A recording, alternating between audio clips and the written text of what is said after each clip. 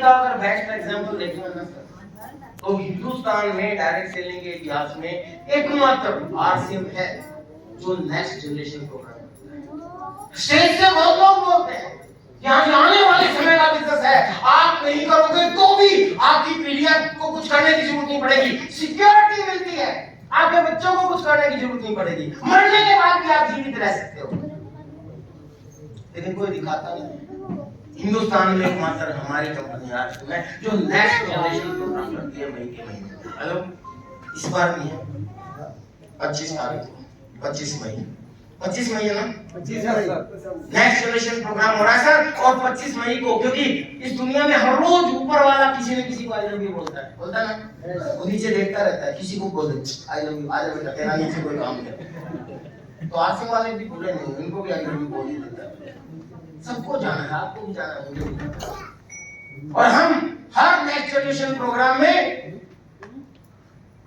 3-6 दिन no story लेते हैं उन लोगों की जिनके माँ बाप ने ये बिजनेस शुरू किया था, काम शुरू किया था और आज वो इस दुनिया में नहीं है, उनके बच्चे उसका फायदा उठा रहे हैं। या ऐसे जिनके माँ बाप ने शुरू किया था, आज वो ज्यादा बूढ़े हो गए, वो नहीं कर पाए, आज उनके बच्चे एक और कर रहे हैं, वो संभाल रहे हैं नेक्स्ट जनरेशन वाले।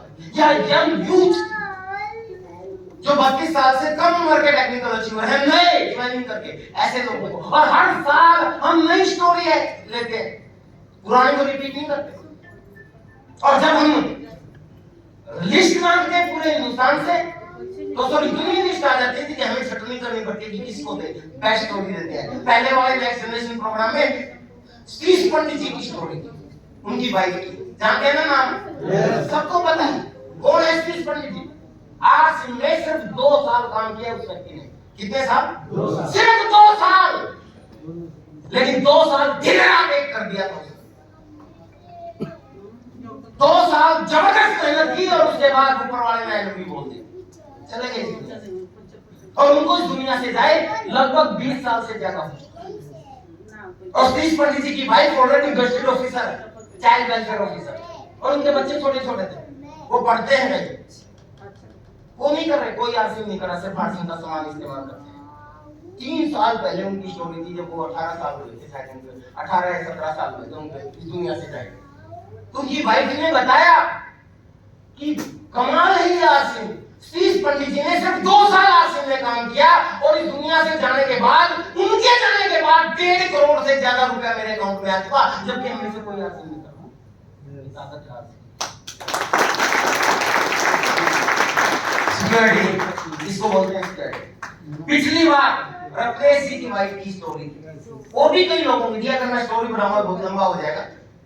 रत्नेश जी मेरे दोस्त सफायर अचीवर थे, उसकी वाइफ ने भी बताया रोते हुए कि जब मेरा पति रॉयल्टी अचीवर था तो बहुत मेहनत करता था, मुझे अच्छा नहीं लगता था और मैं नेगेटिव थी आरसीएम को लेकर। मैं कहती थी कि रॉयल्टी पे इसको आते हैं 20-25 हजार रुपए, कोई इतना पढ़ा लिखा अगर कहीं नौकरी मिल जाए तो कोई भी नौकरी लगभग 60-70 हजार इसको आराम से देगा, कोई भी आराम से 60-70 हजार की नौकरी मिल सकती है। तो कहती थी कि मेरे पति से मैं लड़ती थी, यार क्या तू रॉयल्टी करता रहता है, छोड़ दे आरसीएम, इतनी मेहनत करता है, आपके 11 बजे वापस आता है,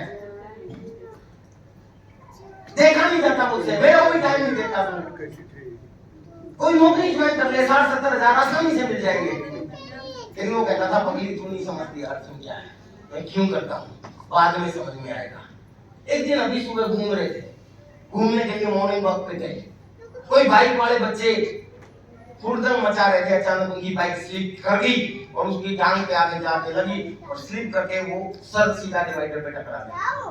क्योंकि पैदल घूमता हुआ, कोई हेलमेट थोड़ी ना लेता, पैदल घूम रहा था बेचारा, टकरा गया, चला गया इस दुनिया से।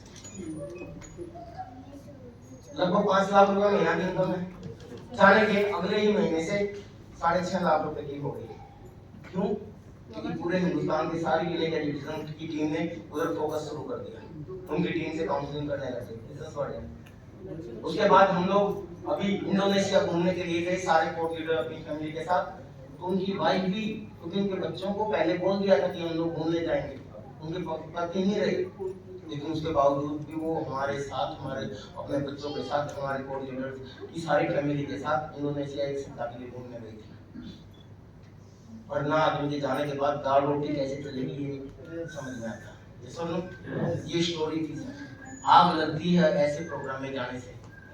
सर आपको सिक्योरिटी की अगर असली एग्जांपल देखेंगे ना, हर साल हम नए लोगों को बुलाते हैं। आते तो पुराने ही है, इस पंडित जी की वाइफ भी हर प्रोग्राम में आती है, लेकिन स्टोरी हम नहीं लेते। मिलने का सबसे मौका मिलेगा वहाँ आपको यंग जनरेशन, यूथ एम्पावरमेंट, अपने बच्चों को लेके जाइए सर, अपनी टीम के यंग लोगों को लेके जाइए, अपनी टीम के लोगों को लेके जाइए। वहां से जो विजन मिलेगा ना, बहुत बड़ा विजन मिलेगा। 25 मई सन 2025 दिल्ली के त्यागराज स्टेडियम में एक इवेंट होने वाला। अगर इसकी टिकटें आपको मिल जाए तो आप सौभाग्यशाली, क्योंकि वहां की